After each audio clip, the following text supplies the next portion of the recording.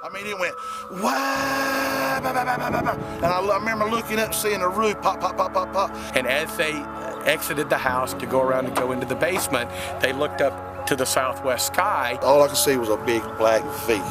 And the pressure had just dropped so low that just a small door, I couldn't pull it. As soon as we went into the house, the power shut off, everybody was slammed on the floor.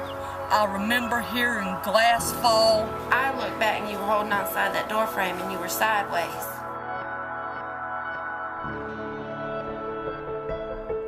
And the seconds after that, they started hearing debris and trees falling, and everything's just fine at 1 minute, and then the next minute everything just is destroyed. And then this is Rice Road, and I said, oh my God, that's where my mom lives. Had my sister on the phone from Pennsylvania because I was telling her goodbye, and just went to the middle of the house in the bathtub, and next thing I knew, I was up in the air. I told my sister, I'm in the air, just, please come get me. And I took off running. Power lines were everywhere. And me being a firefighter, I know what those things can do to you. And all I did is said, God be with me, and I just started jumping. And there's a lot of trees down, and they block roads a lot of the time. And on this small country road like this, the trees are laying across the road. Nobody can get through, so we got to clear it in case ambulances need to get through and get to houses back here. We should be able to do a pretty clean job for you. Okay. All right? That'll work. Cool. Thanks, man. An approval from you to go into these areas and start meeting people and identifying needs, then the one thing that's most important to me is just that I'm starting exactly where you want me to start. And when you explained who you were and what you were going to do for us it just blew my mind. Literally blew my mind. Need a single hideous one. If you could, go ahead and deploy the first response team into the St. Andrews subdivision, and we want them to start a cut and shove operation to clear those roads coming in. It's going to take a lot to clean this mess up. My son, the youngest son, was in that trailer there. We buried him last Wednesday. Unfortunately, still hard, man. I don't like to talk about it. We're gonna come in and do it for you. All of it? How long do you think that'll take? Weeks, months? A day and a half. Are you for real? If you clean this up, you just don't know how much it would help me. Because I have to look back here every day. And it took me 36 years to build everything, and then it took 90 seconds to take it away.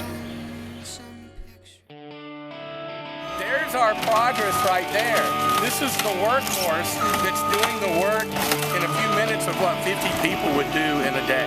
So it's just amazing, bringing the heavy equipment in to do the heavy work. Before we can even think about starting over and even halfway rebuilding what we have to have people like you to come in and help us get this stuff out of here. Big thing, people are getting out, they're going door to door, they're checking on people. If anything, it's brought the community closer together.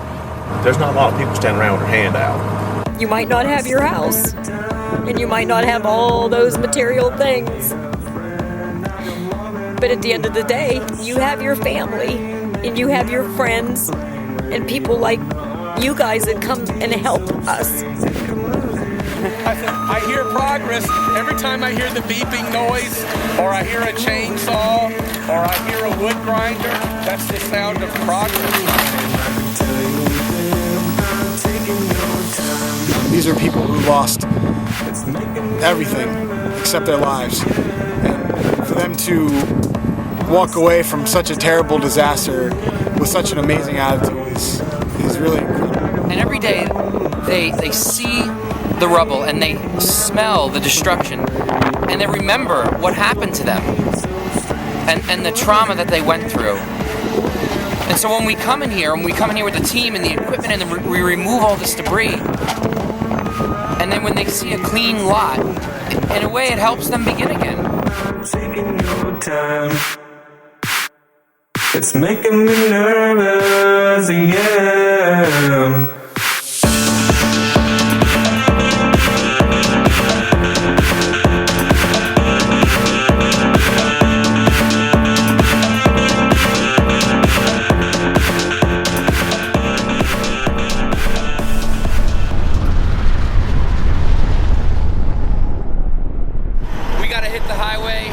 about midnight. We just loaded up our gear.